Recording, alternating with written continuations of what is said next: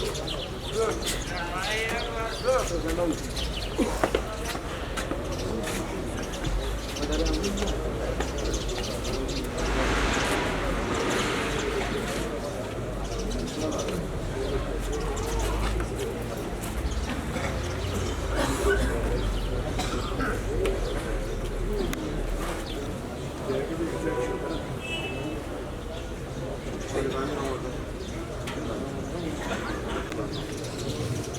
mi? Şerek fazla kimse gidemiyor.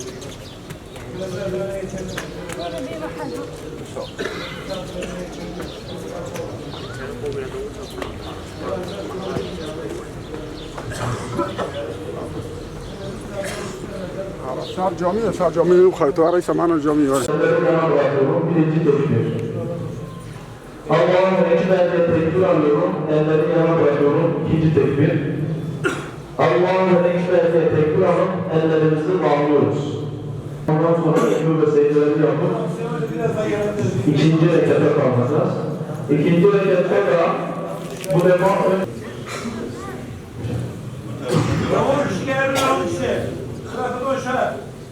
evet, namazda başlıyoruz, niyet edelim inşallah.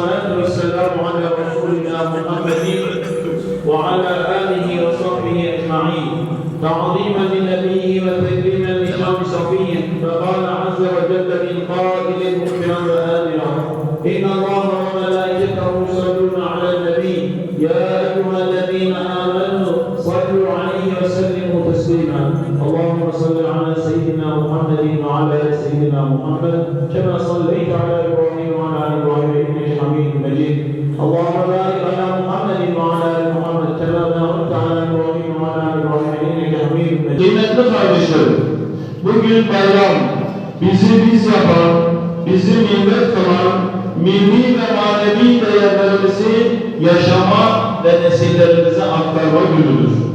Allah Resulü Aleyhisselatü Vesselam buyuruyor ki, ey insanlar, selamı aranızda yayın, yemek yedirin, akrabalık hukukunu gözetin, tavsiyesine uyup sıla-i rahim ile uzakları yakın kılma vaktidir.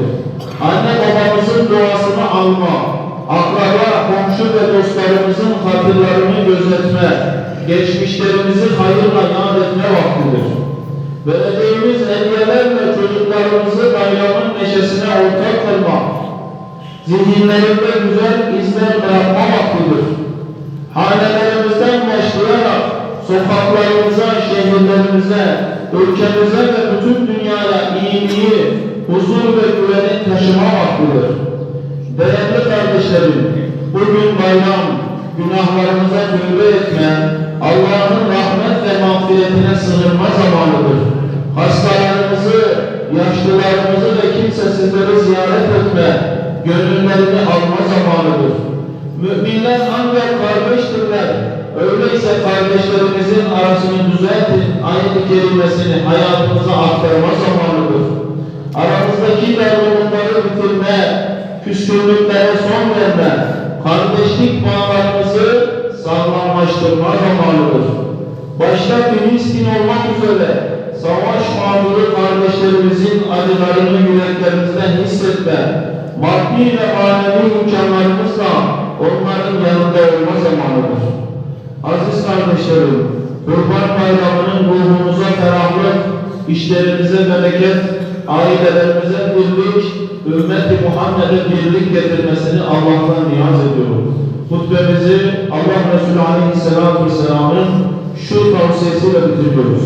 Allah için size sığınan kimseye sığınak olun.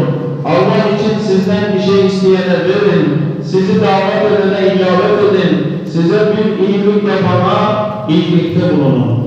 وقنا عذاب النار ربنا اغفر لي ولوالدي وللمؤمنين يوم يقوم الحساب آمين يا معين وسلام على المرسلين والحمد لله رب العالمين الفاتحة.